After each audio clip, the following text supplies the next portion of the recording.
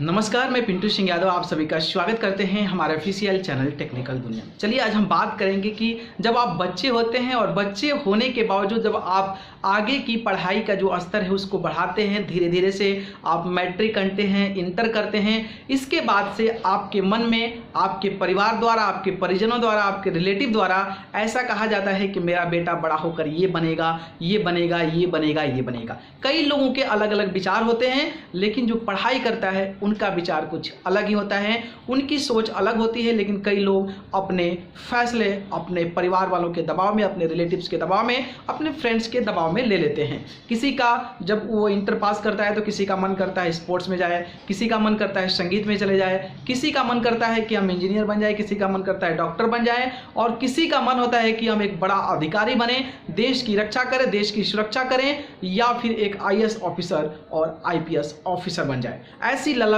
और ऐसी जो धारणाएं हो छात्रों के मन में आती है और लोग चाहते हैं कि इस प्रकार के पद उनको प्राप्त हो, और उनके पेरेंट्स, उनके गार्जियन भी चाहते हैं कि हमारा बच्चा एक सक्सेसफुल इंसान बने और इस प्रकार के सेवाओं को वो जाकर लोगों के बीच दे सके।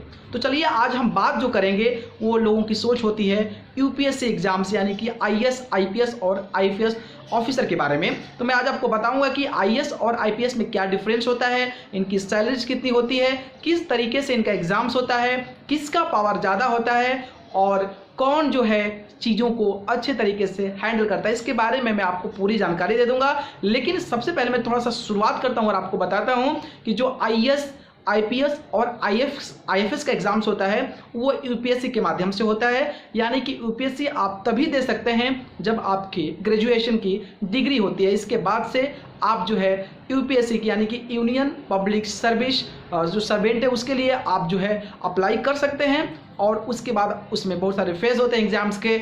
उसको क्वालिफाई करने के बाद आपके इंटरव्यूज़ होते हैं, आफ्टर दैट आपको पोस्ट मिलते हैं, रैंक के अकॉर्डिंग पोस्ट मिलते हैं, आईएएस के मिलते हैं, इसके बाद आईएफएस के मिलते हैं, और फिर जो है आपको आईपीएस के मिलते हैं। आईएएस जो होता है इंडियन एडमिनिस्ट्रेटिव सर्विसेज होता है, आईएफएस जो होता है इंडियन फॉरेस्ट सर्विसेज होता है, और जो आईपीएस होता है इंडियन पुलिस सर्विसेज होता है। आईएएस जो होते हैं वो आपके जिला में डीएम बनते हैं, और जो आईपीएस होते हैं वो आपके जिला में एसपी बनते हैं, और जो आईएफएस होता है वो सर्वोच्च अधिकारी यानी कि जो उच्च अधिकारी हैं वो बनते हैं। ठीक है, तो ये सारी चीज़ें अपने जिला लेवल पे ये सारा काम किया जाता है।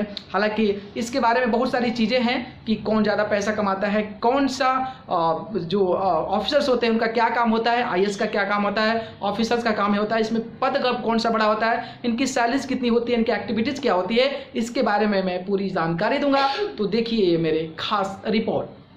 आईएएस आईपीएस बनने का सपना हर कोई देखता है, पर कुछ ही का यह सपना पूरा हो पाता है। कठिन परीक्षा को पास करने वाले ही देश के नौकरशाह बन पाते हैं।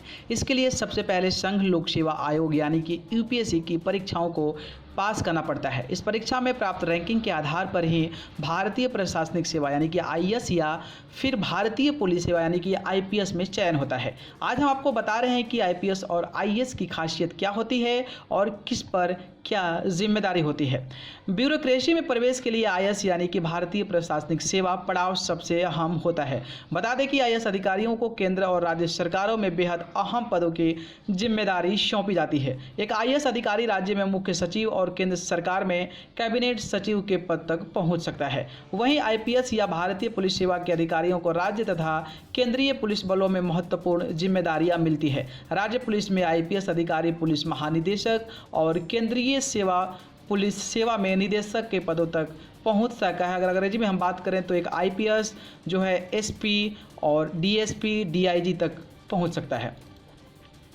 पहला अंतर क्या होता है दोनों के बीच में, जो आईएएस और आईपीएस उनके अंतर क्या होता है? तो पहला अंतर है कि अपनी ड्यूटी के दौरान आईपीएस हमेशा वर्दी में रहते हैं, जबकि आईएएस पर ऐसी कोई पाबंदी नहीं होती है।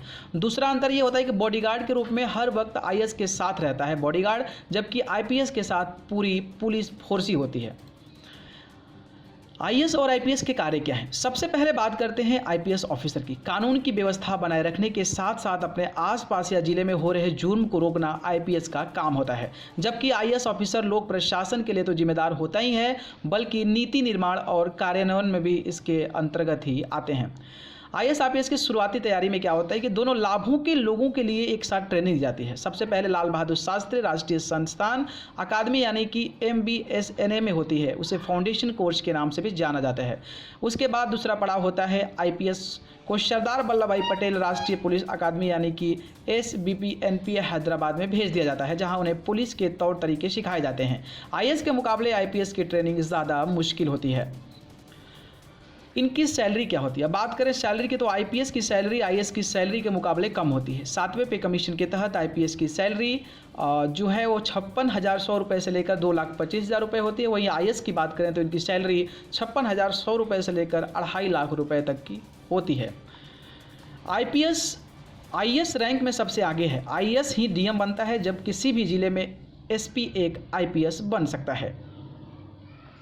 तो देखा आपने कि किस तरीके से आईएएस आईपीएस और आईएफएस जो इनका जो नौकरी है कितना टफ है और किस तरीके से चीज़ों को हैंडल करते हैं, इनकी सैलरी क्या थी और ये सारी चीज़ें सुविधाएं गवर्नमेंट के द्वारा इनको प्रदान की जाती है। बाकी इसी प्रकार की अभी तमाम जानकारी हम अपने चैनल पर लेकर आते रहते हैं। तब तक हमारे चैनल टेक्निकल दुनिया को सब्सक्राइब करके बेल आइकन का बटन जरूर दबाएं ताकि जो भी इन्फॉर्मेशन इस चैनल पर अपलोड होगी सीधे आपके मोबाइल फोन पर पहुंच जाए। अगर कोई प्रश्न है, कोई समस्या और भी चाहते हैं कोई टॉपिक पे लाना, तो आप मुझे नीचे दिए कमेंट बॉक्स में जरूर कमेंट करें ताकि जो भी इन्फॉर्मेशन होगी मैं उस पर आने वाले समय में लेकर आऊँगा। आप सभी को बहुत बहुत धन्यवाद।